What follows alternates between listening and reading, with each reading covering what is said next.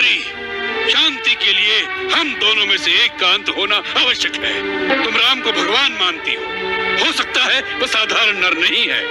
इंद्रजीत भी उसे नारायण कह गया। यदि वह नारायण है तो भी जीत रावण की है, जिसे मारने के लिए स्वयं भगवान को धरती पर दर दर भटकना पड़ता है। उसकी यश गाथा संसार कैसे भूलेगा। परम वीर रावण अमर रहेगा। वैकुंठ में जो हमारे गौरव को कम नहीं कर सका, वह पृथ्वी पर हमारे गौरव को कैसे मिटा सकेगा। रावण का अमर पद अक्षय था, अक्षय है और अक्षय रहेगा। राम यदि नर है तो वो आज मेरे हाथों मारा जाएगा, और यदि भगवान है तो रावण का वध करने में उसकी जितनी ख्याति होगी उतनी ही ख्याति युग युगांतर तक रावण की भी होगी।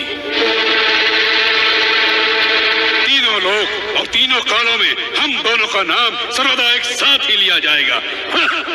आप एक तुच्छ वनवासी नर के चरणों में शीश झुकाकर उनसे क्षमा मांगने को कह रही हैं।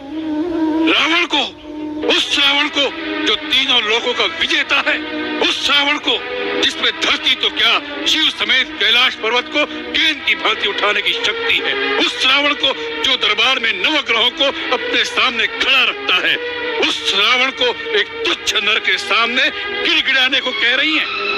वीर पुरुष जिस मार्ग पर एक बार आगे पग बढ़ा देते हैं, फिर उसे पीछे हटाने की बात भी नहीं सोचते, चाहे सामने मृत्यु ही क्यों न खड़ी हो। वीर उसी को कहते हैं जो मृत्यु से भी नहीं डरे। यदि तुम्हें हमारे यश और कीर्ति की सचमुच चिंता है तो हमें ऐसा कार्य करने को न कहो जिसका फल केवल अपकीर्ति और निंदा ही है। रावण की पत्नी और परमवीर मेघनाथ की माता को ऐसी भीरुता शोभा नहीं देती।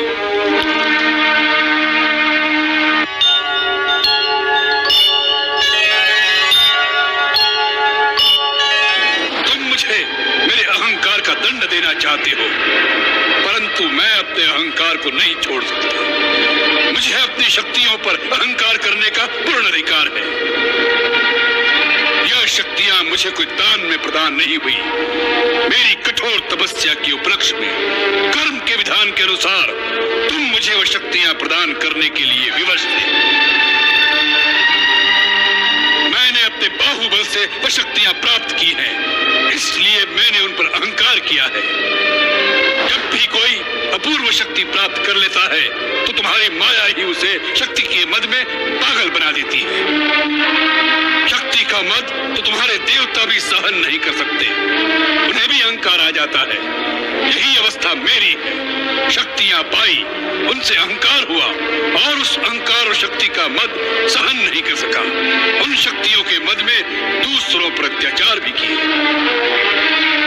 धर्म को छोड़कर अधर्म के मार्ग पर चला हूं तो उसका दंड भी भोगना पड़ेगा, परंतु रावण दंड भी उसी गर्व के साथ भोगेगा जिस तरफ से उसने उस शक्तियों का भोग किया है।